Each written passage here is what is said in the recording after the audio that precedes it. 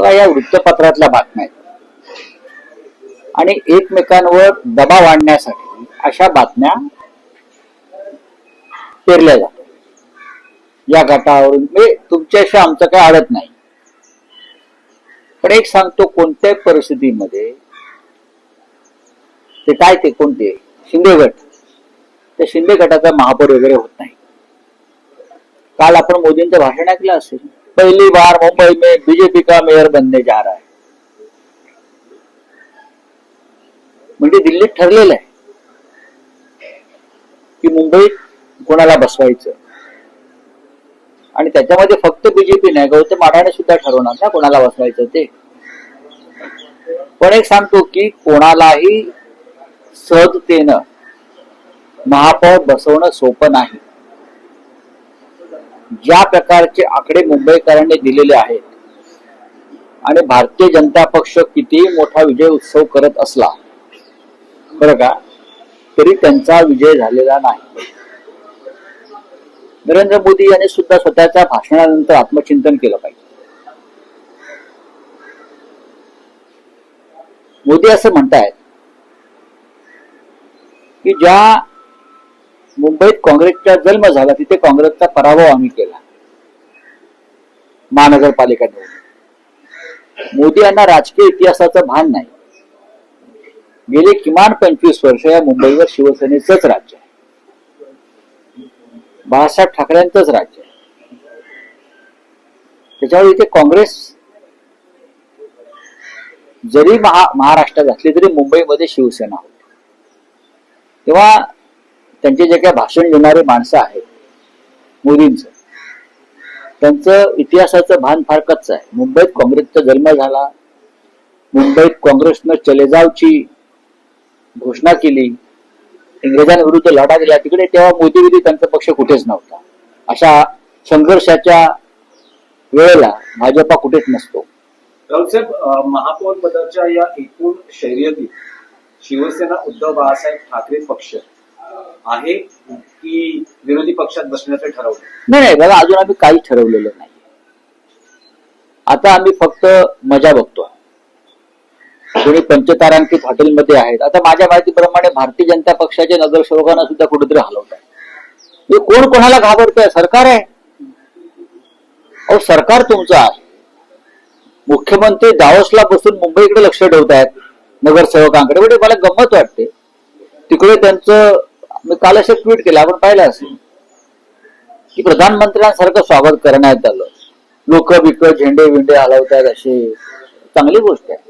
एक मराठी माणूस म्हणून जर नरेंद्र मोदी, देवेंद्र फडणवीस यांची देशाच्या पंतप्रधान पदाकडे पावलं पडत असतील मुंबई जिंकल्यामुळे, असं म्हणतात किंवा महाराष्ट्रात जिंकल्यामुळे, तर मराठी माणूस म्हणून आम्हाला अभिमानच आहे. त्यांनी करावं, त्यांनी जावं दिल्लीत, देशाचं प्रधानमंत्रीपदी दावा ठोकावा. महानगरपालिका जिंकल्या, नगरपालिका जिंकल्या, स्वित्झर्लंडला त्यांचं प्रचंड स्वागत झालं. लोक रस्त्यावरती आले, त्यांना झेंडे दाखवत होते. असं प्रधानमंत्र्यांचं स्वागत बेसिकली असं होतं. कोणत्या मुख्यमंत्र्यांचं वगैरे मी अजूनपर्यंत असं पाहिलं नाही, पण ही नवीन प्रथा सुरू झालेली आहे. त्याच्यामुळे आमच्या आशा पल्लवित झाल्या की मराठी पंतप्रधान बहुतेक देशाला मिळतोय. आताच्या घडीची मोठी बातमी आहे, देवाभाऊंसोबत उद्धव ठाकरेंची चर्चा झाल्याचं सूत्रांकडनं कळतं. नाही, या सूत्रांमध्ये आम्ही विश्वास ठेवत नाही. एकनाथ शिंदे म्हणतायत की त्यांनी त्यांचे नगरसेवक सांभाळावेत, आणि त्याचबरोबर उदय सामंत म्हणतायत की त्यावेळी नॉट रिचेबल कुठले नगरसेवक राहतात तेव्हा बघा की असं आहे की आमचे नगरसेवक जे आहेत ते आपापल्या घरी आहेत. आमच्या नगरसेवकांची बैठक मातोश्रीवरच होते आणि ते आपापल्या गाड्याने येतात आणि निघून जात आहेत. तुम्हाला तुमचे नगरसेवक डांबून का ठेवावे लागले याचं उत्तर त्यांनी द्यायला पाहिजे. मुंबईतले नगरसेवक तुम्हाला, किंवा कल्याण डोंबिवलीचे नगरसेवक तुम्हाला या पंचतारांकित कैद खाण्यामध्ये डांबून का ठेवावे लागले? आमचे नगरसेवक आपापल्या घरी आहे. ते रिचेबल की नॉट रिचेबल नंतर बघू. कल्याण डोंबिवलीतले 2 तुमचे नगरसेवक जाऊन श्रीकांत शिंदेना भेटतात आशीर्वाद घेण्यासाठी. मग घेऊ द्या ना. त्यांचा आसाराम बापू झाला असेल श्रीकांत शिंदेचा, जात असतील. नाही, पण तिथे डॅमेज स्थापनेसाठी बघा, एक लक्षात घ्या, आमचा 11चा गट स्थापन होईल. आमचे 11 नगरसेवक आहेत. मनसे आणि नाही फक्त. मनसे स्वतंत्र गट आहे. अच्छा, हा 11 तुमचे आहेत. बरं. 11 आणि 5. आमच्या 11चा गट स्थापन करण्याची प्रक्रिया सुरू आहे. आणि इथे मुंबई महापालिकेत काय होईल? एकत्र असा गट असेल नाही नाही, स्वतंत्र की गट गट? स्वतंत्र गट स्थापन करावा लागेल. 2 स्वतंत्र पक्ष आहेत, लक्षात घ्या. आणि त्याच्यावरती आता आम्ही बघू ना, आमच्यामध्ये संवाद उत्तम आहे अजूनही. नाही, पण कल्याण डोंबिवलीमध्ये असा ट्विस्ट आहे की दोन्ही पक्ष म्हणजे भाजप आणि शिवसेना शिंदे गट महापौर स्वतःचा व्हावा यासाठी स्वतःच्या पद्धतीने नाही प्रयत्न नाही, करू करतात. द्या ना. त्यांना मदत लागेल अन्य पक्षाची. बघा, अशा वेळेस- मदत म्हणजे असं आहे की शिंदे भाजपचे नगरसेवक फोडण्याचा प्रयत्न करतात. एकनाथ शिंदे हे भारतीय जनता पक्षाचे निवडून आलेले नगरसेवक फोडण्याचा प्रयत्न करत आहेत आणि हे भाजपलाही माहिती आहे. म्हणजे हे केडीएमसी मध्ये होते. केडीएमसी मध्ये म्हणतो नाही, अर्थात मुंबईत पण ते करू शकतात. भाजपचे नगरसेवक फोडणं कुठं म्हणजे केंद्र आणि राज्यात जो सत्तेत आहे प्रमुख पक्ष नाही. मुख्यमंत्री आहेत बघा ज्यांचे, बघा, हे असं आहे की मिस्टर एकनाथ शिंदे हे भारतीय जनता पक्षाचे लोहपुरुष आहेत ना.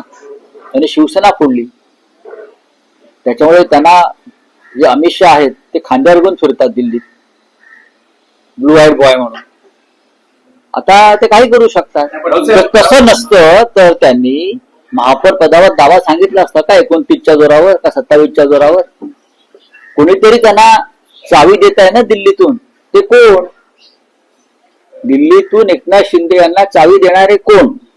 की महापौर पदावर दावा सांगा म्हणून, जेणेकरून भारतीय जनता पक्षाचा म्हणजे देवेंद्र फडणवीस यांचा महापौर होणे. राऊत नारायण राणेंनी आपल्यावर टीका केलेली, म्हणतात की महापौर, तुमचा महापौर काय आकाशातून पडेल, संख्याबळ पहा. तुमचं पण संख्याबळ पहा ना, तुमचे संख्याबळ पहा म्हणावं. काय राण्याकडे संख्याबळ आहे का? असेल तर मग थांबलेत का? असेल तर मग शिंद्यांनी लपवून का ठेवलंय आणि वारंवार का सांगावं लागलंय भाजपला की आमचे प्रयत्न सुरू आहेत म्हणून? काय आहे, त्यांचं वय झालं, ते आजारी आहेत, त्यांची काळजी घेतली पाहिजे त्यांच्या कुटुंबानं. त्याच्यावर चुकीचे विधान ते करणार नाहीत यापुढे. आमचं बघू ना, आमचं बघायला आम्ही समर्थ आहोत. राणेसाहेब, तुमचं जरा काय चाललंय ते बघा. तुमचं संख्याबळ सांगा काय. 10-20 जागा जास्त जिंकल्यामुळे संख्याबळ होत नाही. मी काल म्हणालो की बहुमत फार चंचल असतं. आज राऊत साहेब एक आहे. मुंबईत बिहार भवन बनवलं जात आहे. बातम्या आहेत त्या, बघू आम्ही त्याच्या. राऊत साहेब, आज ताजलँड जेलला जायचा काही योग आहे का? थांबा ना जरा. कालची राहिलेली नाही कसं आहे की आम्ही जेवायला जातोय की ते कुठे जेवायला जातात बघू ना.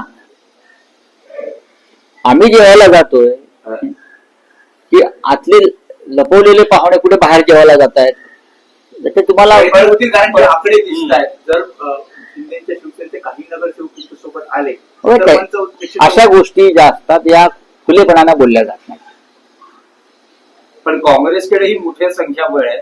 24 नगरसेवक आहेत. काँग्रेसचे फुटत नाहीत. पुढे बोला. काँग्रेसचे फुटत नाहीत. आमच्या शिवसेनेचे तर प्रश्नच येत नाही. आता फोडाफोडीचा खेळ भाजप आणि शिंदे गटातच होणार. या 2 गटातच फोडाफोडी होणार आहे झाली तर. त्याच्यामुळे आता महाराष्ट्राच्या राजकारणामध्ये एक वेगळी मजा येणार आहे. नाही, पण उद्धव बाळासाहेब ठाकरे पक्ष तटस्थ राहणं, अनुपस्थित राहणं महापौर पदाच्या निवडीच्या वेळेस असं काही स्ट्रॅटेजी नुसार होतंय. स्ट्रॅटेजी असते ती त्या क्षणी ठरते. ती 15 दिवस आधी सांगितली जात नाही राजकारणामध्ये. ही शेवटच्या मिनिटात स्ट्रॅटेजी काय आहे ही दिसते. 15 दिवस आधी कोणी स्ट्रॅटेजी ठरवतं का? पण उद्धव ठाकरेंनी त्यांचं मत स्पष्ट केलंय की महापौर त्यांना बसवायचं. ना ते सत्तेत होतं ना विरोधी पक्षात होतं. तर असं काही आपला पक्ष करणार का की पक्षाच्या भूमिकेत असणार? आणि 2017ची परतफेड असं म्हटलं जातं. कारण 2017ला अवघ्या 2 जागांचाच फरक होता. 82 भाजप होते, 84 शिवसेना होती. त्यावेळेस देवेंद्र आता फडणवीस 4चा फरक आहे. आता 4चा फरक आहे ना. आणि तुमचा सहकारी पक्ष जो आहे हा पाण्यात देव घालून बसलेला आहे की भाजपचा महापौर होऊ देत नाही म्हणून. आता त्या दोघांमध्ये काय होत आहे त्याचा आधी निकाल लागू द्या, मग आम्ही आमचे देव बाहेर काढू.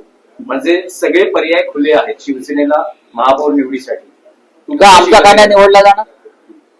आमचा का नाही निवडला जाणार? तुमचे पर्याय सगळे उपलब्ध आहेत. सगळे उपलब्ध आहेत. आमचा बघा, या मुंबईला परंपरा आहे बाळासाहेब ठाकरेंच्या शिवसेनेचा महापौर पाहण्याची.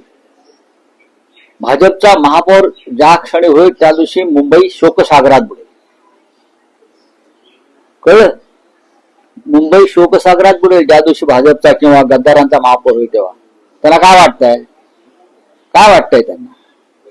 मोरारजी देसाईंनी जेव्हा 106 लोक मारले तो काळा दिवस आणि भाजपचा महापौर होईल तो दिवस एकच. असं तुम्ही आता म्हणताय की महापौर तुमचा का नाही होणार, तर तुमच्यासमोर दोनच पर्याय दिसत आहेत. एक म्हणजे ते मी असं म्हटलं नाही का नाही होणार. मी कुठे असं म्हणा का दोन होणार? पर्यायांची जर आपण ते चर्चा पर्याय बघू ना. तुम्ही कशाला चिंता करता? तुम्ही आकड्यांचं गणित आहे. अजिबात बघू ना. किती दिवस तुम्ही गणित, तुमचे गणितात किती मार्क मिळाले होते 10वीला बघा जरा आधी आणि मग हे गणित करा. तर मोदी गणित बघू ना आम्ही. हे गणितावर चालत नाही. बऱ्याच गोष्टी असतात राजकारणात. तो मोदी जी कह रहे हैं कि मुंबई में मेयर जो बनेगा बीजेपी का बनेगा, लेकिन आप लोग गणित नहीं बता रहे हैं। अब मोदी जी बोलते हैं कि मेयर बीजेपी का बनेगा, लेकिन कैसे बनेगा ये बोला नहीं मोदी जी. उनके पास बहुमत नहीं है बीजेपी के पास. तो ऐसा क्या बोलता है, वैशाखी लेकर, हम मराठी में बोलते हैं कुबरा लेकर. अब उनके जो पार्टी के जो कोई है साथी सिंधेगढ़, उनके 20-25 लोग चुनकर आए हैं, वो उनको बंद करके रखा है. ताजमहल होटल का जेल बना दिया है पूरा. ताजमहल होटल जो है ताज लैंड सैंड, वहां जेल बना दिया है. वहां और जो गेस्ट रहते हैं उनकी कंप्लेंट आ रही है कि हमको भी कैद खाने में रखा है. तो एक मोदी जी की सरकार यहाँ है, चल रही है. देवेंद्र फडणवीस जैसा एक मजबूत मुख्यमंत्री यहाँ है, होम मिनिस्टर यहाँ है, फिर भी अपने कॉर्पोरेटर्स को कैद खाने में रखना पड़ रहा है. ये किसका डर है मोदी जी? डर तो है ना. ये डर किसका है एक बार बता दीजिए कि अपने लोगों को क्यों बंद करके रखा है. हमारे नगर सेवक जो है खुले अपने घर में है, मातोश्री पे आते हैं, मीटिंग करते हैं, चले जाते हैं. हमको किसी का डर नहीं. सर, मुंबई में बिहार भवन बनाया है, ऐसी खबरें सामने आई है. 300 करोड़ का बजट. मेयर बनने वाला है ऐसा कह रहे हैं, पर उनके पास भी नहीं है इस चीज को लेकर। देखिए ना, किस से आगे होगा? देखिए बीजेपी वाले उनकी मेयर की बात करते हैं. एकनाथ शिंदे के पास पूरे 30 नगर सेवक नहीं है कॉर्पोरेटर, वो उनकी मेयर की बात करते हैं. अब जिनको बनाना है वो बना लेंगे. हम लोग है ना, अभी भी जिंदा है टाइगर. अभी भी शिवसेना के पास और उनके साथियों के पास एक ऐसा आंकड़ा है जो उनको चैलेंज कर सकता है. लेकिन कभी कभी मजा भी लेना चाहिए ना. तो ये मजा लेने की बात चल रही है हमारे खेमे में. सर, मुंबई में बिहार भवन जाएगा, उसके लिए 300 करोड़ रुपए की निधि भी. देखेंगे. अब ये सरकार आएगी ना बीएमसी में, उनको भी कोई जवाब देने दो ना. जो अपने आप को शिवसेना मानती है ना, उनकी कोई जिम्मेदारी है क्या नहीं उसके ऊपर जवाब देने की. चलिए, थैंक यू.